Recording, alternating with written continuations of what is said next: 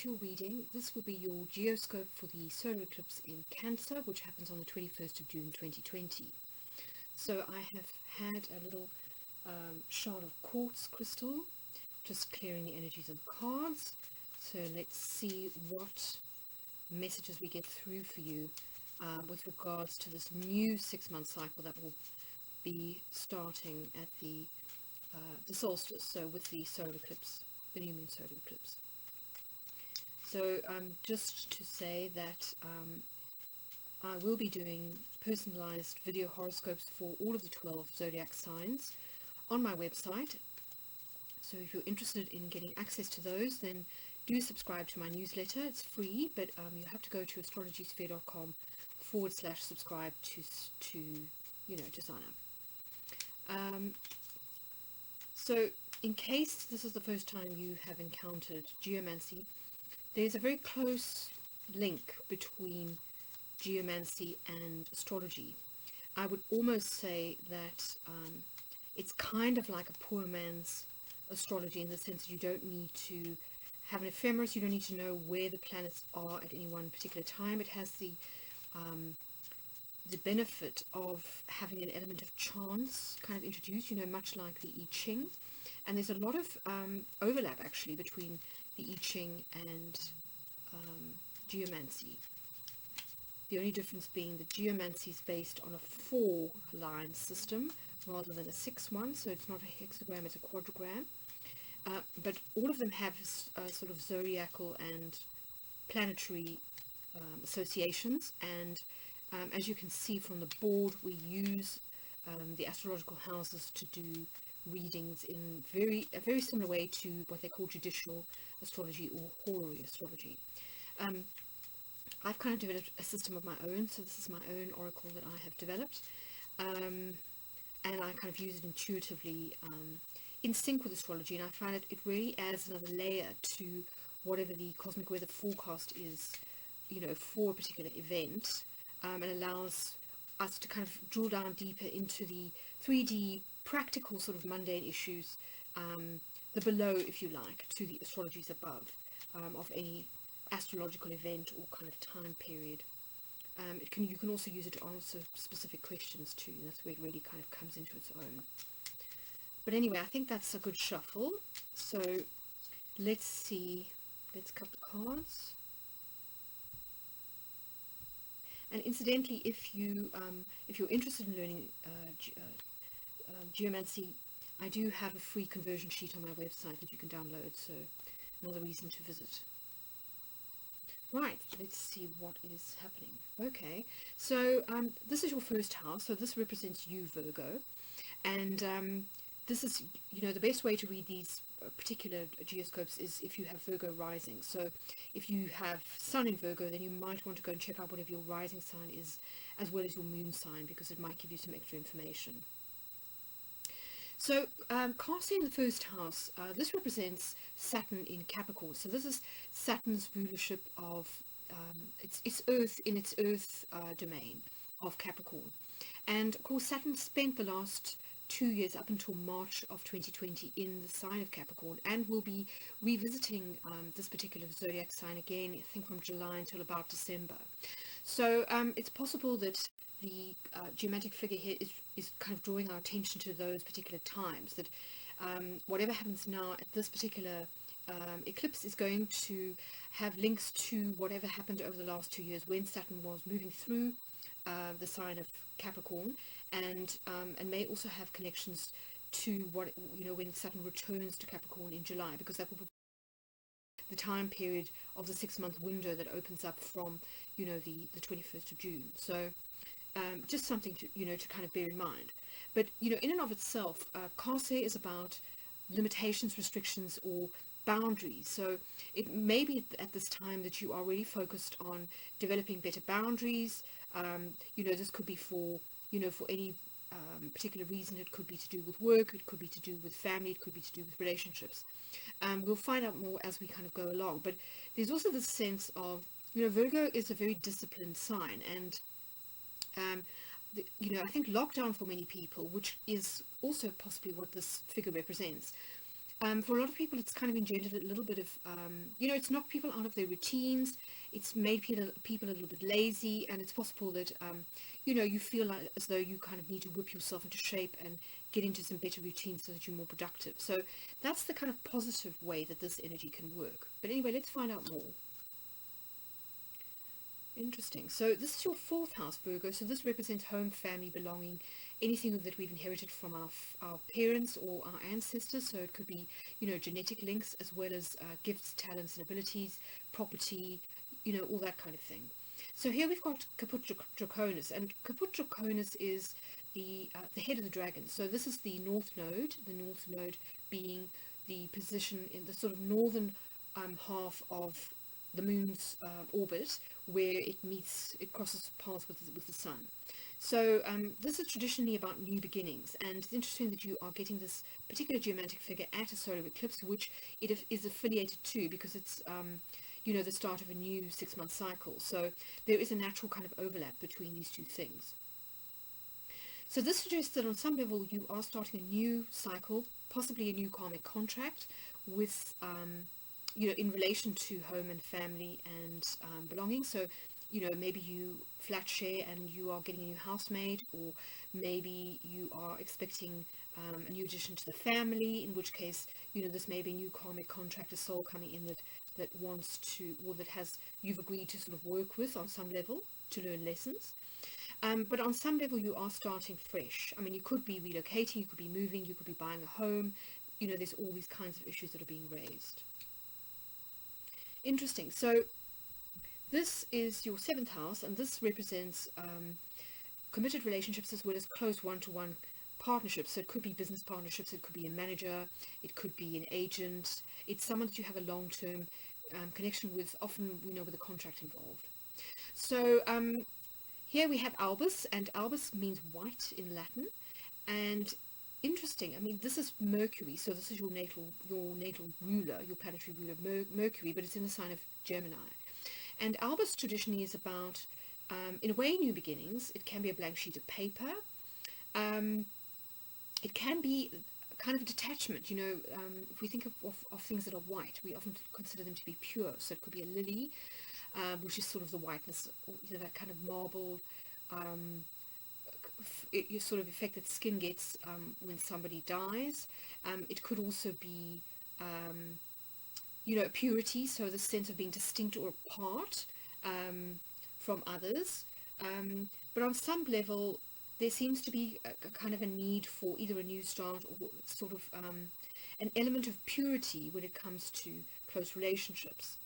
I'm just going to read you some of the meanings here, because it is quite a subtle thing. So albus is whiteness, blank paper, paleness or fair skin, intellectual pursuits, wisdom, mental clarity and peace, a bright or shining light, the calm of death, as well as coldness and detachment. And in this sense, the image associated with albus is a chalice. So I mean, I immediately start to think of the Holy Grail, and the reason that I'm thinking about this so strongly is because it's a myth that I feel was activated by the last moon phase we had, the lunar eclipse in Sagittarius, which made a T-square to Mars in Pisces. And for me, that kind of activated the Grail myth. Because Venus was so close to the Sun, I felt as though the divine masculine was going through a kind of a rite of passage, which involved learning to serve the feminine, which is the Grail, that receptacle. So there may be overlaps here with 7th house. It could be that on some level, there is a need for a rebalancing, or kind of starting fresh when it comes to the way that you relate to a committed partner, or vice versa. Kind of wiping the slate clean would be one interpretation after an argument, after a separation. The other way that this can work is that albus is the opposite geomantic figure to Rubaeus, which is all about passion. So this is about more kind of a detached sort of energy. It's more rational, it's cool-headed, it makes decisions based on the head rather than the heart. So that may be important when it comes to either contracts, business contracts, or commitments. Oh, interesting. So this is your 10th house, and the 10th house is essentially about your direction in life, your success in terms of being prominent in the public domain. So it could be about fame. It can also be about leadership positions as well as public office, and but it is generally about your career or your sole purpose, so your direction in life, or the future. So it's quite interesting. I mean, if you were to think about this axis within the astrology chart, the 10th, the midheaven, and the IC, you could almost think about it as a tree. And this is your roots, kind of down the bottom. Then we've got it connected via the stem to the branches and the leaves. And, you know, this is the part that kind of spreads out and is kind of seen, is more visible in the public domain. So on some level, this geomantic figure is talking about shining, because it's ruled by the sun in Leo, which is all about charisma, leadership, not necessarily showing off, but being confident in the public sphere, carrying yourself with pride, shining your light, not being afraid to shine your light. And of course, Virgo, you are sometimes a little bit shy and modest, so you know, this might feel a little bit unnatural, but I think, you know, you're being asked to sort of expand, to kind of open up to the idea of expansion. So it's possible that a promotion is on the cards. You know, you might be elected to a position of service, in the sense of you know, kind of a political seat, for example. But it definitely looks as if things are kind of taking off you in terms of your career. So that's really positive. But what I'm going to do now is I'm going to pause the video while I quickly do all the conversions and then fill up all the houses, and I'll be back after that. So welcome back, Virgo. As you can see, I've done your conversions, and I have placed all the cards in the correct houses. So just a heads up again, in case you're interested in the system, I've used the Golden Dawn system, which means that I haven't followed you know, the conversion in kind of in consecutive order. I've gone with the idea of the houses. So I've gone cardinal, which we did during the first part of the reading, and then succeedent houses followed by the cadent. Right, so let's get a little bit further into reading. I think probably the best place to start is with the position of the sun and the moon at the time of the eclipse, which for you, Virgo, will be in your 11th house. So that's because I'm assuming that you are in the first house, which is Virgo, which means that Leo is in the 12th, and so Cancer is in the 11th. So the 11th house is essentially to do with friendships, with groups, with social connections. So it can be to do with, for example, social media and the sort of digital online environment. But generally speaking, it's about friendships or about affiliations through, you know, either a charity or a political association, you know, those kinds of issues. But the 11th house can also be to do with, you know, hopes, dreams and wishes in some, you know, in some forms of astrology. So it can also be sort of good fortune, sources of assistance or good fortune, because it is the natural house of the part of fortune. So it's interesting that we've got the sun and the moon here, and the geomantic figure that is in this particular house for you is Puella, which means girl. So this is ruled by Venus in Libra, and this is air energy, but it's feminine air energy. So we're talking here about relationships, we're talking about social harmony, and of course, because we're talking about relationships and social harmony in a kind of group context, here we, you know, are largely talking about you know, sort of friendships and associations, kind of group associations. And then the other thing that Puella represents is kind of polite society or civility. So this is the things that we do for pleasure. So it's kind of like art, cultural outings, you know, all the things that make us sort of civilized. So this eclipse then is kind of starting a 6-month cycle for you that focuses largely on your relationships to friendships and to groups. It may be that you know, you're keen to kind of reconnect with people after being isolated during lockdown, for example. And as restrictions start to ease, so you know, you want to sort of start socializing again. And of course, that forms of socializing tend to be around Venus or kind of Venusian pursuits, like, you know, eating lovely food, so eating out, wanting to go to the theatre, wanting to go to an art gallery and see, you know, an art exhibition, all those kinds of things. So it's possible now, as I say, that you might you know, be focused on kind of getting back on the social scene, and if not physically, then certainly on a sort of a digital level. There may be, you may be kind of making more of an effort. Perhaps the first half of the year you were a little bit of a hermit, and that is you are the sign that rules the hermit card in the tarot, for example, and now you're sort of feeling a bit more sociable. So that's something to bear in mind. Your ruler Mercury will also be kind of floating near to the sun and the moon in Cancer, but it will be retrograde, so that's worth remembering too. So it could be reconnecting with people from your past, old friends, people you haven't seen in a while, maybe sort of you know, kind of going on the whatever the modern version of Friends Reunited is, you know, connecting with old school friends, that kind of thing. It could be school reunions too, but maybe, you know, doing it in an online forum, or planning for next year, or whatever the case may be. But Mercury here is definitely got you focused on the past, and not necessarily in a bad way, because Mercury will be making a conjunction to the fixed star Sirius, and Sirius is the brightest star in the sky. Of course, we know it as the dog star, so part of, I think it's Canis Major, but to the Egyptians, this was the star of Isis, so this was the star of the sort of the mother goddess. But it's generally considered to be extremely fortunate. It's about shining brightly. It has a kind of social conscience too, so I think that fits with this 11th house philanthropic sort of thrust. So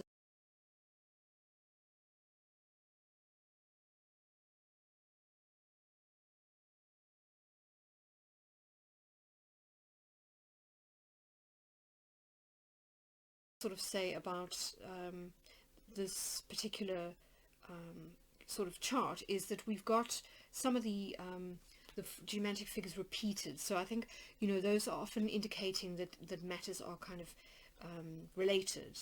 So for example, we had Albus in the 7th house, and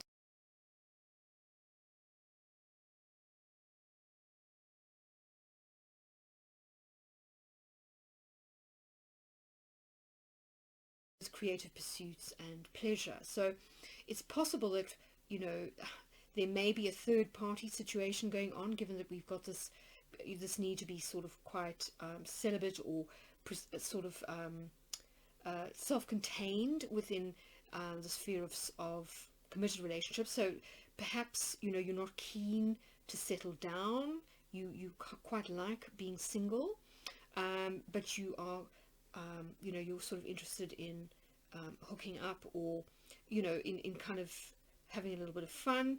But the thing to sort of just be aware of here is that Rubeus can get a little bit obsessive sometimes. It can also lead to drama. So you want to just be a little bit careful about that. But then we do have repeats. So Kase appears a couple of times. So this is you, and then we have Kase in the final judgment position. Yeah, those are the two places. So that's quite interesting. I think we'll kind of come back to that. And then we've got Fortuna Major a few times too. So here we have Fortuna Major in your 10th house, which we discussed. Now we've also got it in your 9th house, so that's really interesting. 9th house is publishing, it is foreign travel, foreign connections. It's also to do with our spiritual life and higher education, as well as philosophical kind of outlooks, your spiritual beliefs, your religious beliefs, your ethics, your morals, that kind of thing. So there may be some overlap between these two things. So for example, if you do have expansion in your career, it might be that you are expanding into foreign territories. It could be that you become well known because you have a book published. You know, there's a lot of ways that this could work. It could also be that you sort of become prominent as a spiritual leader. So, you know, that's another way to look at this. Or, you know, you become a prominent academic, because this is also, as I say, higher education or sort of academia. So that may be significant. That's a source of growth and expansion for you. And then we've got the head of the dragon twice, so we've got it in the 4th house, which we discussed. So this is a new karmic cycle starting for you when it comes to home, family, and where you live. And we have it again in the 8th house, so that seems to point to property. Very often the 8th house is about legacies in the sense of inheritances, so it's possible that you may inherit a property now, a family property, through a family member.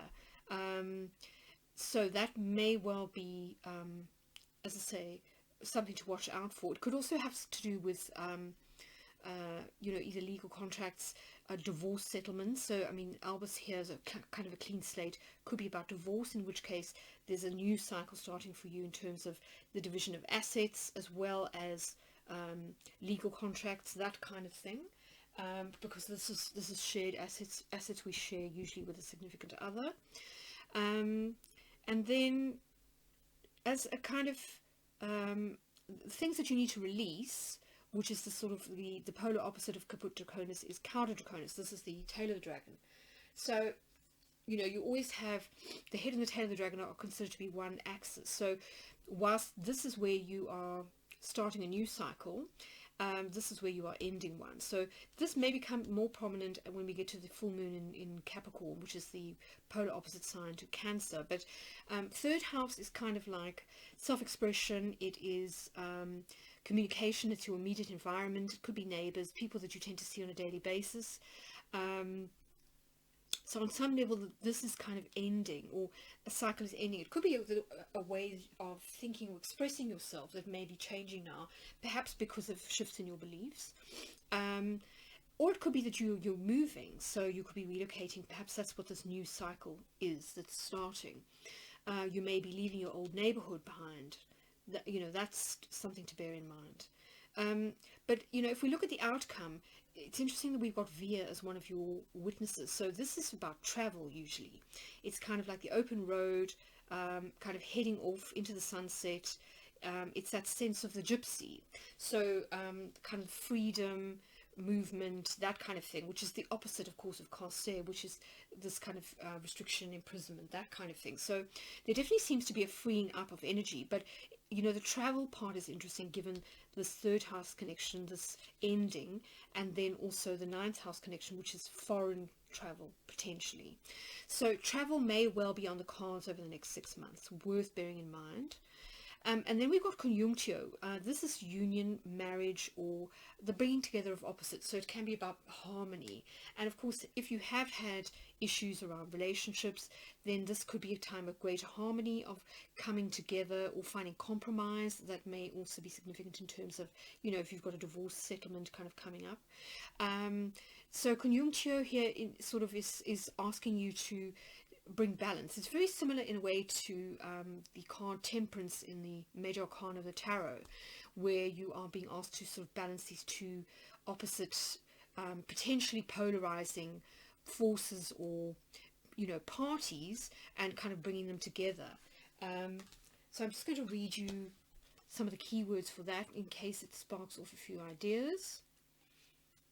So conjunctio is about union of opposites, balance, conjunction, alliance, collaboration, combined efforts, interactions, marriages, and the recovery of things lost. So it's possible at this time, that it might have something to do with interactions, because a lot of your social stuff is being highlighted, with the 11th house, the 7th house, the 4th house, as well as the 3rd house of communication.